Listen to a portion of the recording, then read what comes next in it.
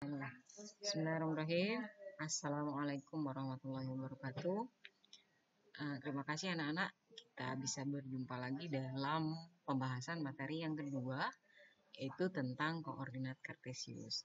Baik, agar pembelajaran kita bisa bermanfaat dan semoga kalian mendapat ilmunya, mari kita berdoa menurut agama dan keyakinan masing-masing.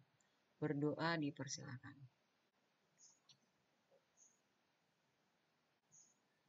Selesai? Oke anak-anak, sekarang kalian lihat tampilan yang ada di situ. Tampilannya tentang Google Map ya. Siapa yang belum pernah lihat tampilan seperti ini di HP-nya masing-masing? Tentunya adalah salah satu aplikasi yang biasanya ada di masing-masing Android. Jika ada yang sudah pernah naik Gojek, ini juga bermanfaat nih untuk mengetahui letak keberadaan seseorang atau melihat kalau pesan Gojek udah sampai mana nih Gojeknya. Ini adalah salah satu manfaat kita belajar koordinat kartesius.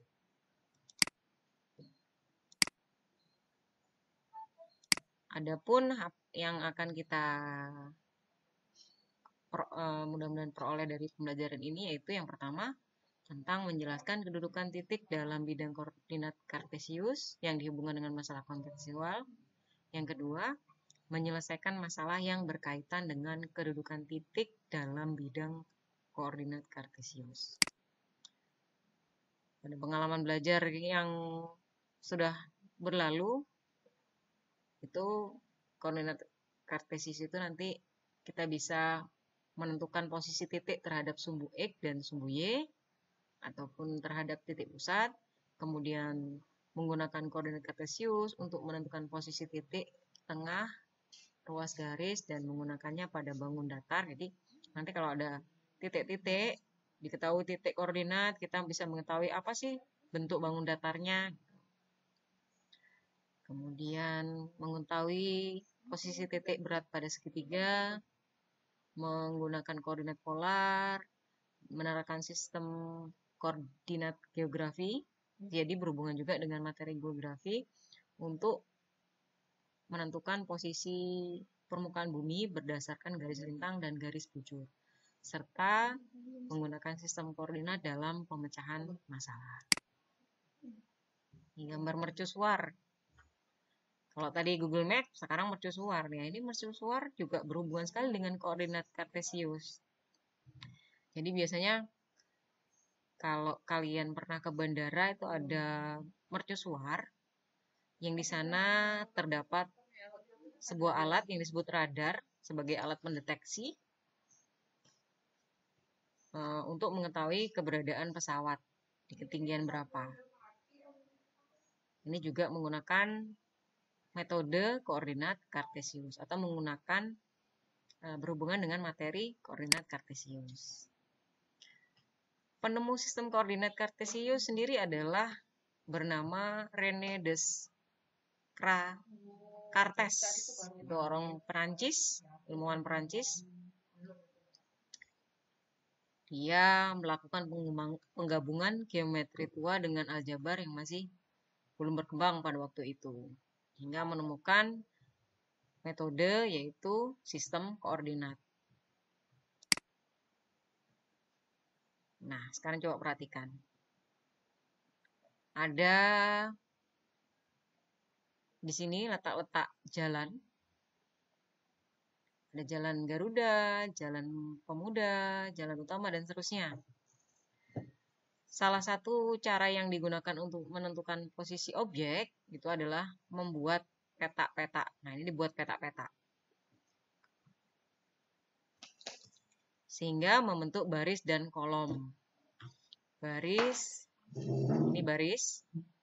1, 2, 3, 4, 5, dan seterusnya. Kemudian kolomnya adalah A, B, C, D, E, dan seterusnya. Nanti dalam bidang kartesius, kita akan mengenal yang namanya titik-titik sumbu X. Ini yang horizontal ini, yang vertikal ini, 1, 2, 3, 4, 5, 6 itu sebagai sumbu X, yang mendatar itu sebagai sumbu Y. Sekarang lihat posisi titik pada bidang koordinat. Kalau dilihat di gambar, yang pas berada di tengah-tengah atau senter pusatnya adalah bank. Kemudian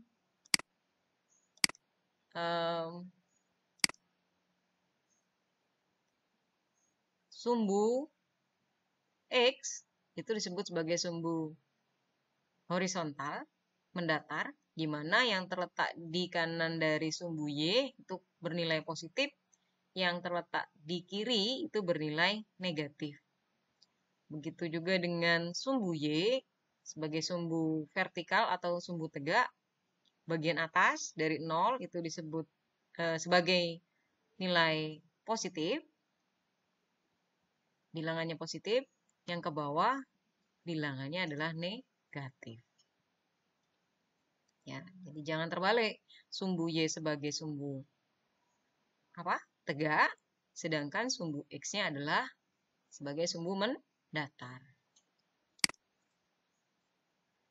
Sebelum kalian mengerjakan kegiatan siswa halaman 54 di buku siswa, kita kembali lagi ke halaman sebelumnya tadi. Jadi kalau saya punya terminal, nah ini letak terminal di sini. Terminal itu letaknya, nanti kita akan pelajari.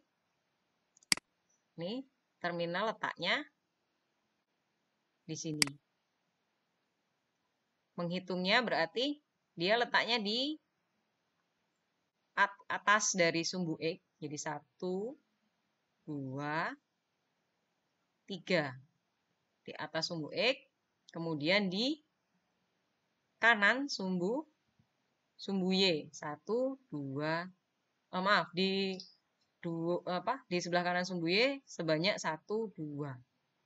Nanti koordinatnya adalah di sini tuliskan 2, 2. Kita ulang lagi. Ini berarti menuliskannya posisi titiknya adalah 2, 2,3. Artinya dia 2 langkah dari sumbu Y sebelah kanan dan 3 langkah dari sumbu X ke atas. Jadi nilainya positif. Kalau kanan positif, ke atas juga positif. Lain halnya dengan perpustakaan nih, perpustakaan lihat. Perpustakaan ini 6, maaf. Kita hitung 1, 2, 3. 3 ke bawah. Berarti negatif. Y-nya berada di negatif 3.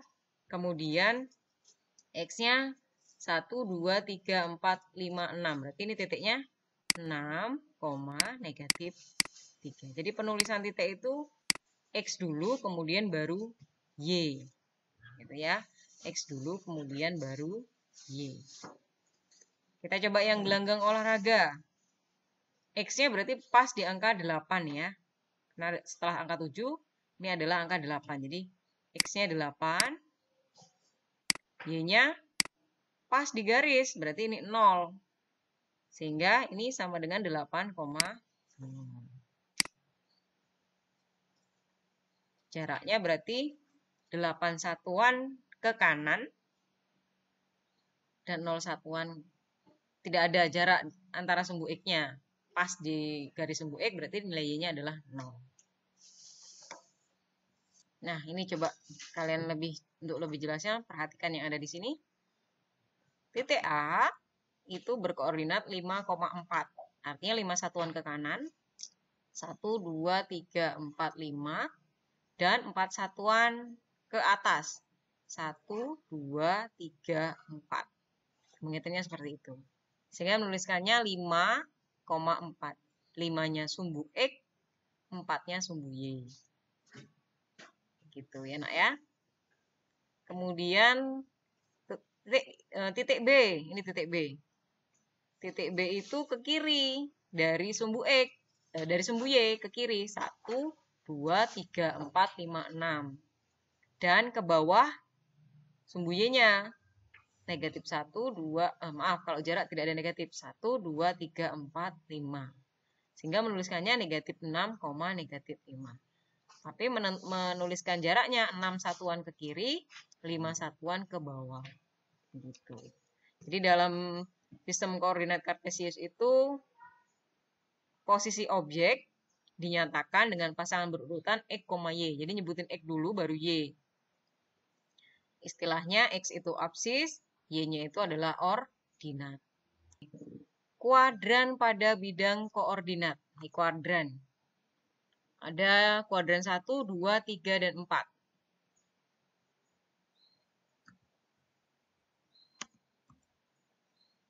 Kalian perhatikan. Kuadran 1. Ini letak kuadran 1. Jadi dibagi 4 garis ini apa? Letaknya dibagi 4. Ini kuadran 1, kuadran 2, kuadran 3, kuadran 4. Kuadran 1 itu nilai X dan Y-nya positif. Sedangkan di kuadran 2 kalau kita lihat X-nya negatif, Y-nya positif. Kuadran ketiga, semuanya negatif. X-nya negatif, Y-nya juga negatif.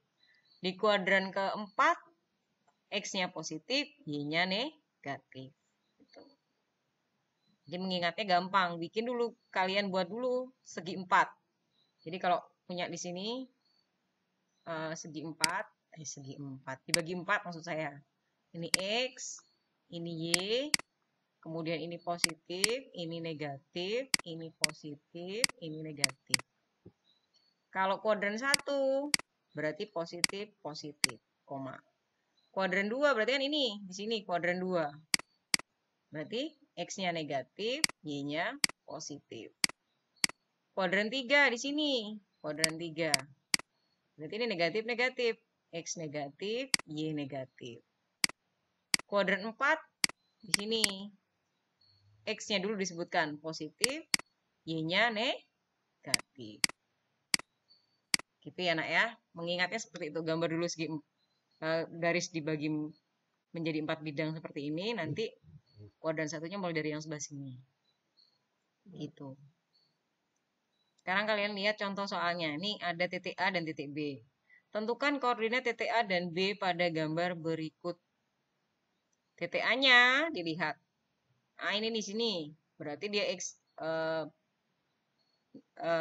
sebelah atas sebelah kiri dari sumbu Y 5. 1, 2, 3, 4, 5. Berarti nanti nilai koordinatnya adalah negatif 5. Kemudian absisnya itu 1, 2, 3, 4. Jadi nanti negatif 5,4. Jadi ini gampangnya melihat ini negatif 5 sebagai X-nya. Nah, ini sebagai X-nya, ini sebagai Y-nya. Nah, sini. Gampangnya begitu. Yang B juga demikian. Ini X-nya, ini X-nya, ini Y-nya.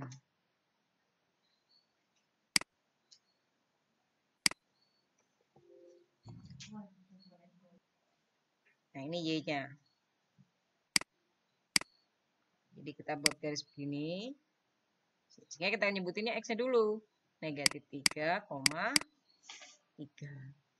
Negatif, maaf 5,3. Ini 5 ya. Ini negatif 3. Kalau ini tadi negatif 5,4. Gitu ya enak-enak ya cara menentukannya. Kira-kira berada di kuadran berapa nih titik A? Ada yang tahu? Iya, pinter. Di kuadran 2. Sedangkan untuk titik B berada di kuadran 4.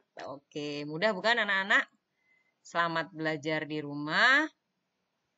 Nanti kalian akan coba mengerjakan latihan yang saya berikan. Kemudian contoh yang kedua. Gambarlah bangun PQRS dengan titik P negatif 5,3, Q negatif 2, negatif 6, R-nya 4, negatif 4, dan S-nya 1,5. Jadi kita buatkan. Yang pertama P dari negatif 5,3. Jadi X-nya negatif 5. Di sini berarti Y-nya 3 di sini. Ini titik P. Kemudian Q-nya negatif 2,6. Berarti di sini X-nya di sini negatif 2, Y-nya negatif 6. R-nya tadi 4 di sini. Y-nya untuk R, X-nya 4, Y-nya negatif 4. Sedangkan untuk S tadi 1,5, berarti X-nya 1, Y-nya 5. Sehingga kalau digabungkan garisnya, ternyata ini membentuk besar sudutnya, setiap sudut dari garis yang ditarik dari garis P ke Q, ke R, ke S itu semua 90 derajat. Bisa dikatakan ini adalah bentuk dari bangun datar persegi panjang. Itu ya nak ya. Ini contoh ketiga harusnya digambar nih. Gambarlah titik K negatif 6,3, L 4, negatif 3, M 2,0 dan N 5,4 dan P negatif 5,4. Kemudian tentukan titik-titik manakah yang berada masing-masing di kuadran 1, 2, 3, dan 4. Manakah gitu ya. Nah, untuk pertama-tama kalian buat dulu. Kalian harusnya pakai penggaris ya kalau di rumah. Jangan ikuti saya. Ini kan saya bingung kalau nunjukinnya langsung. Jadi buat bidang kartesiusnya pakai penggaris yang rapi. Kemudian jarak-jaraknya ini harus sama. Jadi dari sini ini 0. Yang di tengah-tengah ini adalah 0. Ini 0. Ini 0. Kemudian 1 ke kanan. Dari sumbu X itu ke kanan nilainya positif. Ke kirinya negatif. Ke bawahnya negatif. Ke atasnya positif. Sekarang kita lihat titik K negatif 6,3. Berarti X-nya negatif 6. Ini X. Ini Y. X-nya negatif 6 berarti di sini. Kemudian Y-nya 3 ini. Nah, ini kita tarik garis di sini. Ini titik K. Kira-kira berada di kuadran berapa dia? Kuadran 2. Ini. Jadi kalau langsung buat begini enak nih. Ketahuan mana yang terletak di kuadran 1, kuadran 2, dan kuadran 3. Kuadran yang terakhir adalah kuadran 4. Nah, gitu. Kemudian titik L dulu, L 4. Ini 4, ini berarti X-nya. Ini Y-nya. X-nya 4, berarti di atas nih 4. 1, 2, 3, 4 di sini. Y-nya negatif, X-nya 4, Y-nya negatif 3. X-nya 4 di sini. Y-nya negatif 3 di bawah, ke bawah. Berarti di sini. Nah, ini L.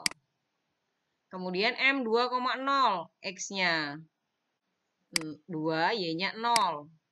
Ini Y, ini Y. Jadi 2,0 berarti pas di sini. Pas berada di sini, di garis X.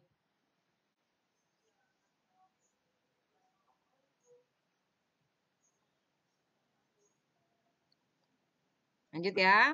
Tadi sedikit ada kesalahan sedikit ini. Tadi X-nya di 2, Y-nya di 0, berarti di sini titiknya.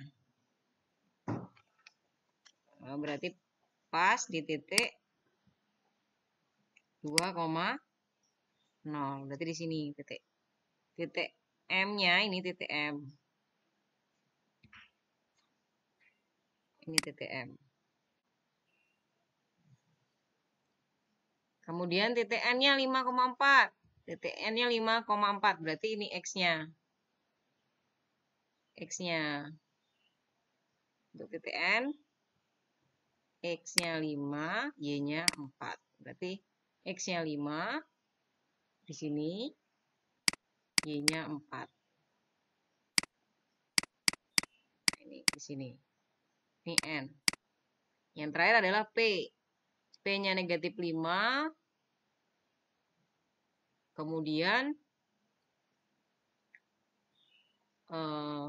Y-nya adalah ini X, ini Y. Negatif 5 berarti di kiri, negatif 5, kemudian 4 ke atas. Sini berarti ya. Ini adalah titik P-nya. Nah, titik P. Sehingga diperoleh sebenarnya Untuk tadi yang sudah kita gambar tadi, ternyata K berada di kuadran 2, betul nih K di kuadran 2, kemudian L di kuadran 4, ini L, kemudian yang galau ini M, karena terletak pas di tengah-tengah ini. Nggak bisa kita katakan dia kuadran 1 atau 4, tidak. Tapi tidak, koordinatnya Y-nya 0, maka dia tidak berada di kuadran manapun. Kemudian N-nya itu berada di kuadran 1, ini N, kuadran 1. Dan P-nya berada di kuadran 3, ini P, kuadran 3. Gitu ya anak-anak ya, mudah-mudahan kalian paham.